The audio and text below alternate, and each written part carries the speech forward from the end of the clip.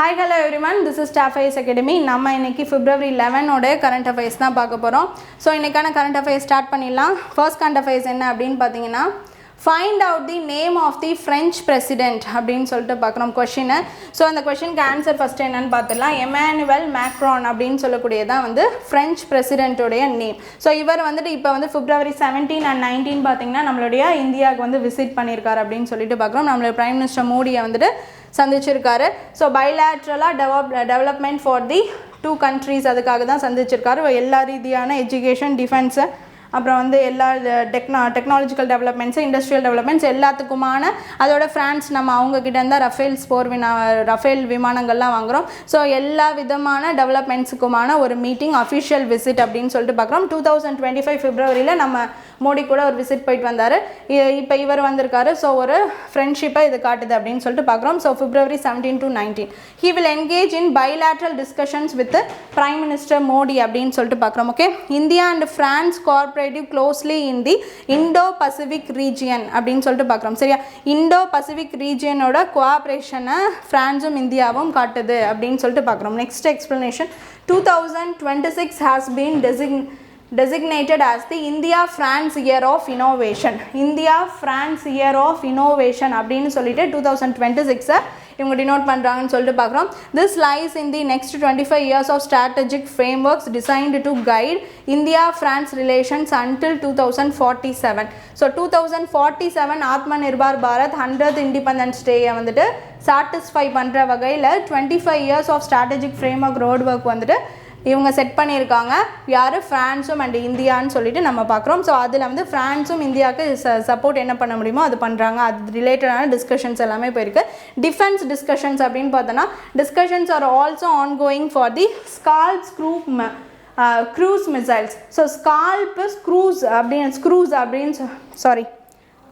அப்படின்னு சொல்கிற மாதிரி வந்து க்ரூயிஸ்னா ஷிப்னு அர்த்தம். ஸோ அதுக்கான ஒரு டிஃபென்ஸ் பர்பஸ் டிஸ்கஷன்ஸும் போயிருக்கு. அங்கே வந்து நம்ம எப்படி ரஃபேலோ அந்தமாரி ஸ்கால்ப்ஸ் க்ரூயிஸ் மிசைல்ஸ்க்கான டிஸ்கஷனும் போயிருக்கு அப்படின்னு சொல்லிட்டு நம்ம பார்க்குறோம். ஓகே, சரி, நெக்ஸ்ட் கொஸ்டின் என்ன அப்படின்னு பார்த்தீங்கன்னா who became the India's youngest மேல் analogue astronaut. So male analogue astronaut அப்படின்னு சொல்லிட்டு பார்த்தோம்னா ஆதித்யா பாண்டியா அப்படின்னு சொல்லிட்டு பார்க்குறோம். 17 years தான் அவருக்கு ஆகுது.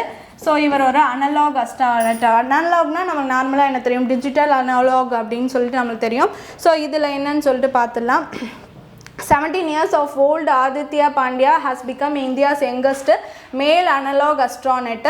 He successfully completed a lunar habitat inspired mission conducted by Akka space studio. So AAKA அப்படின்னு சொல்லக்கூடிய அந்த ஸ்பேஸ் ஸ்டுடியோ மூலயமா வந்துட்டு lunar habitat inspired mission. So இப்போ எப்படி ககன்யானில் அங்கே ஸ்பேஸ்க்கு போகிறாங்களோ அந்தமாரி மூணுக்கான ஒரு லூனார் ஹேபிடேட் மிஷன் இருக்குதான்னு சொல்லிட்டு ஸோ அதுக்கு ரிலேட்டான ஒரு ரிசர்ச் மிஷன் தான் அப்படின்னு சொல்லிட்டு நம்ம பார்க்குறோம். So Moon like simulation, isolation and autonomous operations were carried out from February 1 to 8 in White Plains of Dholavira in Kutch. எப்படி வந்து மூணில் எப்படி இருந்தால் இருக்குமோ அது மாதிரி ஒரு எப்படி அனலாக்னா ஒரு நடித்து இது மாதிரியே இருக்கக்கூடிய வகையில் வந்து பண்ணி பார்த்துருக்காங்க. ஸோ அந்த மாதிரி ஒரு mission.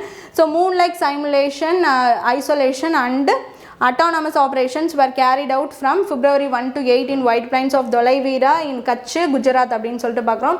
So Aditya Pandyas dual role as system architect and analog astronaut actively design, test and inhabited technologies intended for extraterrestrial exploration அப்படின்னு சொல்லிட்டு பார்க்குறோம். சரியா, so Aditya Pandyas dual role as system architect and analog astronaut actively design, test and inhabited technology intended for extra terrestrial exploration ஒரு design பண்ணி எப்படி இருக்குது அப்படின்னு சொல்லிட்டு அதை பார்த்துருக்காங்க. அது ஃபஸ்ட்டு ஒரு யங்கர் ஏஜில் இப்போ பண்ணியிருக்கிறது யார் அப்படின்னு பார்த்தீங்கன்னா ஆதித்யா பாண்டியா அப்படின்னு தான் நம்ம பார்க்குறோம். ஓகேவா, சரி, next third question. What is the place of the India in corruption perception index 2025.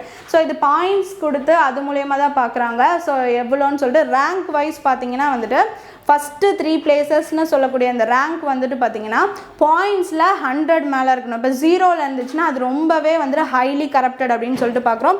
அதே வந்து 100 மேலேனா க்ளீனாக இருக்குது, இங்கே கரப்ஷன் ஃப்ரீயாக இருக்குது அப்படின்னு சொல்லிட்டு அடுத்தோம். ஸோ அந்தமாரி பெர்செப்ஷன் இதில் வந்துட்டு நம்ம இந்தியா வந்துட்டு முன்னாடி 96th பிளேஸில் இருந்துச்சு லாஸ்ட் இயர். ஸோ இப்போ 91st பிளேஸில் இருக்குது அப்படின்னு சொல்லிட்டு பார்க்குறோம். ஸோ 91st தான் answer. So next, India has climbed to rank 91st on the Corruption Perception Index 2025. It is released by Transparency International and assesses perceived corruption levels across 182 countries and territories worldwide. 182 countries. Okay va? So 182 countries out of la வந்து 91 182 ல இருக்கு அப்படினு சொல்லிட்டு பார்க்கறோம். Okay va? India. Next, in the Corruption Perception Index ranks countries on a scale of 0 highly and 100 வந்து very clean. Somalia and South Sudan, Venezuela are among the most corrupt அப்படினு சொல்லிட்டு பார்க்கறோம். ஸோ இதில் வந்து சோமாலியாவும் சவுத் சூடானும் வெனின்சுலாவும் பார்த்திங்கன்னா ரொம்பவே வந்து corrupted ஒன்னாக இருக்குது. ஸோ இது வந்து பார்த்திங்கன்னா வந்து ஹைலி கரப்டாக பாயிண்ட்ஸ் வச்சு தான் சொல்கிறாங்க. 0னா ஹைலி கரப்ட், 100னா வந்துட்டு வெரி க்ளீன். ஸோ இதில் வந்து டென்மார்க், ஃபின்லாண்ட் அண்ட் சிங்கப்பூர் வந்து ஃபஸ்ட்டு 3 பிளேசஸில் இருக்குது. சோமாலியாவும் சவுத் சூடானும் பார்த்திங்கன்னா ரொம்பவே வந்து கரப்டட் சிட்டியாக இருக்குது அப்படின்னு சொல்லிட்டு நம்ம பார்க்குறோம். Okay, so next 4th question. The Himalayan griffon vultures are typically found in எங்கே அப்படின்னு பார்த்தீங்கன்னா ஹை ஆல்டிடியூட் பிளைன்ஸில் தான் பார்த்தீங்கன்னா வந்து ரீஜன்ஸில் தான் ஹிமாலயன் ஜிஃப்ரான் வல்ச்சர்ஸ் வந்துட்டு காணப்படுது அப்படின்னு சொல்லிட்டு பார்க்குறோம். ஓகேவா? So explanation. Maharashtra's long running vulture conservation programme has reached a significant ecological milestone with the return of vultures to forest landscape அப்படின்னு சொல்லிட்டு பார்க்குறோம். India was recently spotted in Melghat tiger reserve soon after an Eurasian ஜிஃப்ரான் vulture was also recorded in the Taboda Andhari Tiger Reserve அப்படின்னு சொல்லிட்டு பார்க்குறோம். ஓகேவா? So Maharashtra's long running vulture conservation programme has reached a significant ecological milestone with the return of the vulture to lands. Extinction endangered ஸ்பீசஸில் பார்த்திங்கன்னா இந்த கிரிஃபான் vultures அப்படின்னு சொல்லக்கூடியது இருக்குது.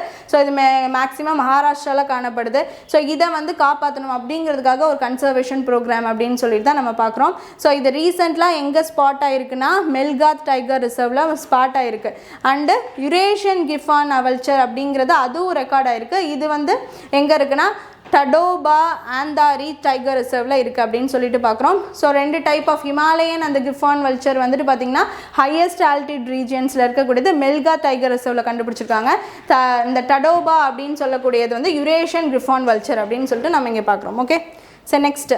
BNHS runs vulture conservation breeding centers across India 100 அப்படின்னு சொல்லிட்டு பார்க்குறோம். In 2004 vulture population declined sharply primarily to use of the சில டைப் ஆஃப் ட்ரக்ஸஸ் யூஸ் பண்ணுறதுனால 2004ல் பார்த்திங்கன்னா இந்த வல்ச்சரோட இதுவே வந்து கொஞ்சமாக வந்து டிக்ளைனாக அழிஞ்சிட்டு வந்து அப்படின்னு சொல்லிட்டு பார்க்குறோம். ஸோ அதை காப்பாற்றணும், ப்ரிசர்வ் பண்ணணும் அப்படிங்கிறது, கன்சர்வ் பண்ணணும் அப்படிங்கிறதுக்காக தான் இந்த ஒர்க் எல்லாமே. ஸோ டைக்ளோஃபெனாக்கு, அசக்ளோஃபெனாக்கு, கீட்டோப்ரோஃபென் அண்டு நிமிசுலைட் அப்படின்னு சொல்லக்கூடிய இந்த ட்ரக்ஸ் எல்லாம் யூஸ் பண்ணதுனால தான் அது வந்து பாதிக்கப்பட்டிருக்கு அப்படின்னு சொல்லிட்டு பார்க்குறோம். Okay, next. HbA1c monitor long term glucose control using which cells அப்படின்னு சொல்லிட்டு பார்த்தீங்கன்னா இந்த HbA1c அப்படின்னு சொல்லக்கூடியது இப்போ புதுசாக ஒரு டெஸ்டிங் மெத்தட் அப்படின்னு சொல்லிட்டு பார்க்குறோம். As an indicated diabetes control. So testing method புதுசாக கண்டுபிடிச்சிருக்காங்க. ஸோ ஆர்பிசியை வச்சு இது கண்டுபிடிக்கலாம். ஹீமோக்ளோபின் கோட்டட் அந்த கிளைக்கோஜன், சரியா, அந்த குளுக்கோஸ் மேலே ஹீமோக்ளோபின் வந்து கோட்டாக இருக்குது, அந்த குளுக்கோஸ் மேலே இருக்கிறத வச்சே கண்டுபிடிச்சிடலாம். இது வந்து அப்பப்போ வேணும்னு டெய்லி டெஸ்ட் எடுத்துக்கிட்டு நம்மளுக்கு எவ்வளோ இருக்கோ அதுக்கேற்ற மாதிரி இன்சுலின் போடாமல் 2 to 3 months வரைக்கும் வந்துட்டு ஒன்ஸ் எடுத்தோம்னா அந்த ரேஞ்ச் கரெக்டாக மெயின்டைன் பண்ணி சொல்லிவிடும். ஸோ அது மூலியமாகவே இதை நம்ம மெடிசன் எடுத்துகிட்டு இருக்கலாம் அப்படின்னு சொல்லி தான் நம்ம பார்க்குறோம். ஓகேவா? So next.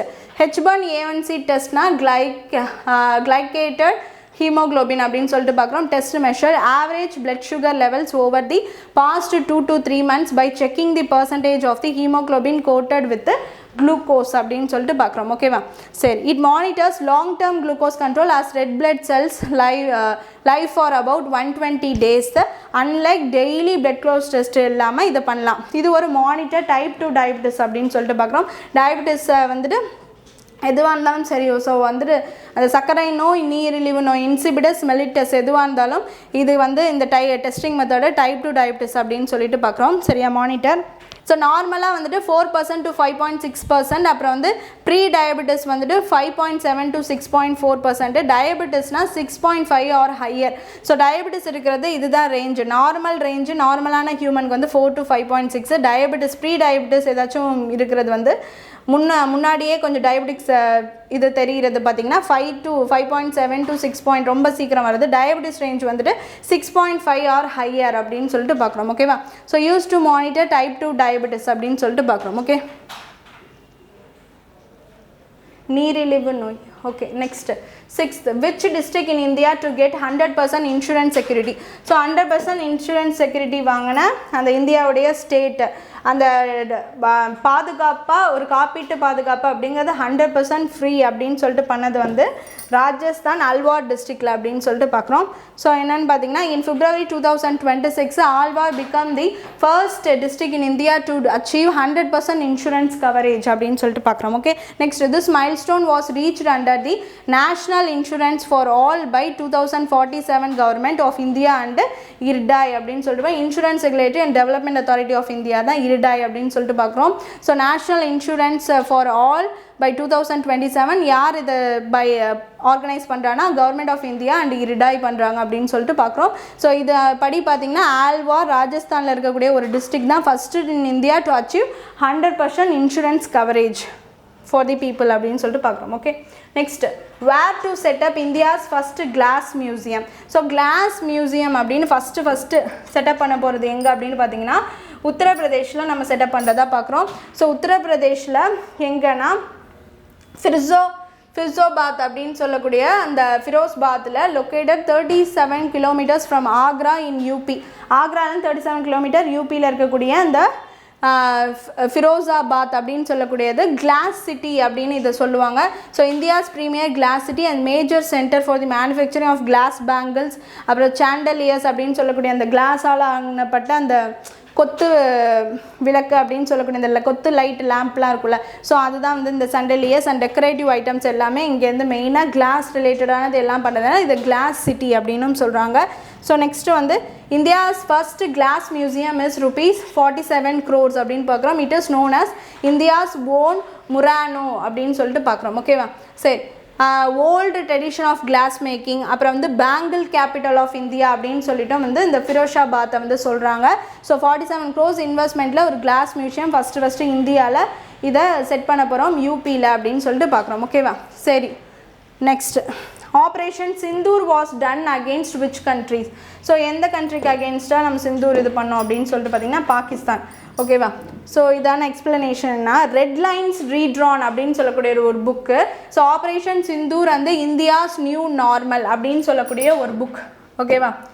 ஸோ இப்போ ரீசெண்டாக வந்து ஆப்ரேஷன் சிந்தூர் பற்றி ஒரு புக். சரி, this is a book about the operation Sindoor, அந்த பகல்காம் அட்டாக் அந்த இதெல்லாம் ரிலேட்டடாக. அதுக்கப்புறம் வந்து இந்த ஆப்ரேஷன் சிந்தூர்லாம் நடந்துச்சு. ஸோ ஆஃப்டர் டு தட் பார்த்திங்கன்னா ஒரு புக் இப்போ ரிலீஸ் ஆகிருக்கு, red lines redrawn operation Sindoor and India's new normal அப்படின்னு சொல்லிட்டு பார்க்குறோம். ஓகேவா? Next air marshal Rajesh Kumar, அப்புறம் வந்துட்டு அனில் திகுர்நாயத் அப்படின்னு சொல்லக்கூடியவர், அதுக்கப்புறம் Akhilesh Prakasha retired was the author of this book அப்படின்னு சொல்லிட்டு பார்க்குறோம். அண்ட் ஜெனரல் பிபின் பக்ஷி அப்படின்னு சொல்லக்கூடிய ரிட்டையர்டு. ஸோ இவங்க எல்லாருமே பார்த்திங்கன்னா ஆத்தர் ஆஃப் திஸ் புக் அப்படின்னு சொல்லிட்டு பார்க்குறோம். ஓகே, சரி, நெக்ஸ்ட் இம்பார்ட்டன்ட் டேஸ் பார்த்துலாம். ஸோ இம்பார்ட்டன்ட் டேஸ் என்ன அப்படின்னு பார்த்தீங்கன்னா international day of women and girls in science அப்படின்னு சொல்லக்கூடியது எப்போனா வந்து February 11. சரியா? International day of women and girls in science அப்படிங்கிறது February 11. தீம் வந்து synergising AI social science STEM and finance building inclusive future for the women's and girls அப்படின்னு சொல்லிட்டு பார்க்கலாம். ஓகேவா? Building inclusive future for the women and girls, சினர்ஜிங் AI social science stem and finance. So இது ரிலேட்டடாக எல்லாருமே woman and girls வந்து சயின்ஸில் எந்த அளவுக்கு இதாக இருக்காங்க, ஸோ அந்தக்கான ஒரு அவேர்னஸ் டே தான். ஓகேவா? ஸோ நெக்ஸ்ட் என்ன அப்படின்னு பார்த்தீங்கன்னா world day of the sick February 11. So day of the sick சமாரிட்டன்னு சாமாரியர்கள் அப்படின்னு தான் சொல்கிறாங்க. Compassion of the Samaritan loving by bearing others plan அப்படின்னு சொல்லிட்டு தீம் கொடுத்துருக்காங்க. So world day of the sick அப்படிங்கிறது வந்து February 11 தான் ஒரு அவேர்னஸ் டேயாக நம்ம செலிப்ரேட் பண்ணுறோம் அப்படின்னு சொல்லிட்டு பார்க்கலாம். ஓகே, ஸோ எனக்கான கரண்ட் அஃபேர்ஸ் எல்லாமே பார்த்தாச்சு. So hope you all understand the video. Thank you.